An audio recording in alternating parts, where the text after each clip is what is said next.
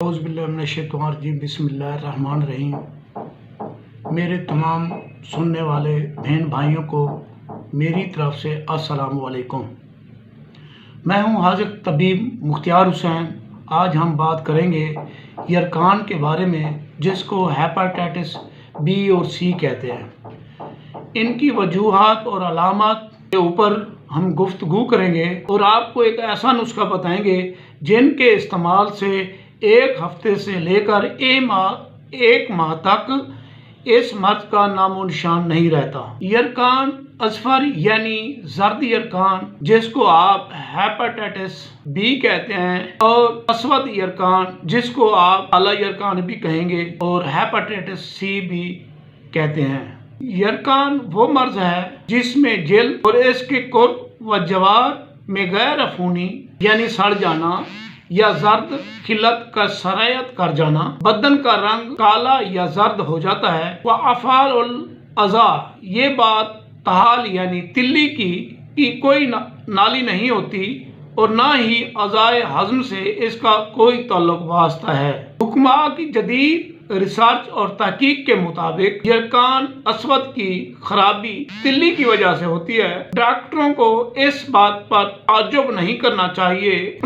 ہم پہلے بیان کر چکے ہیں، یرکان دو قسم کا ہوتا ہے، یرکان سدی اور یرکان غیر سدی۔ سدی یرکان صفراوی نالی بند کر کے اس کو پیدا کرتے ہیں اور اس مرض کا سبب بنتے ہیں۔ پتے کی نالی صفراوی پتری یا کرم پھنس جانا کا سبب بنتے ہیں۔ سوزش ہو کر منفذ کا تنگ یا بند ہو جانا، ذیل قسم کا بخار، تپ دق، بعض کے زہریلے مثلاً شیشہ پارا کے زہر، بچھو سانپ کا زہر، بچھو اور سانپ کا زہر یا زہریلی ادویات مثلاً فاسفورس سنکھیا کا زہر، بعض جگر کے امراض، قبض، گیس، بد ہضمی و غم اس مرض کے سبب بنتے ہیں۔ سب سے پہلے سبزی رنگ کا اور بھورے رنگ کا پخانہ آتا ہے، سبزی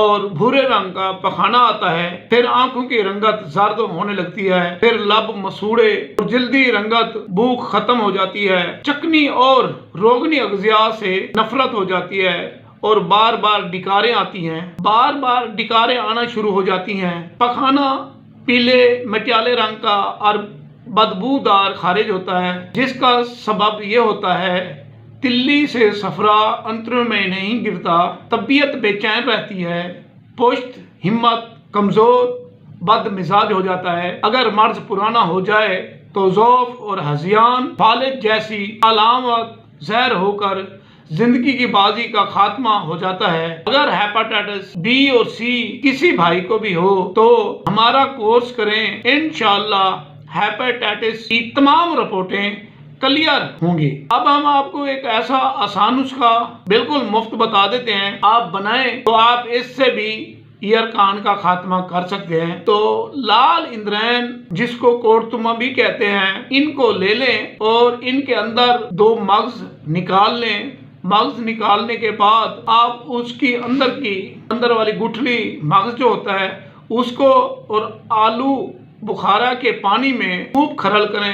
کھرل کرنے کے بعد اس پانی کو آپ استعمال کریں۔ اسی طریقے سے آپ 1 ہفتہ استعمال کریں، انشاءاللہ آپ کا ہیپاٹائٹس کی رپورٹیں کلیئر ہو جائیں گی اور آپ کو ہیپاٹائٹس سے نجات مل جائے گی۔ اب آپ نے اس میں جو چیزیں استعمال کرنی ہیں یعنی غذا میں، آپ اس کو نوٹ کر لیں۔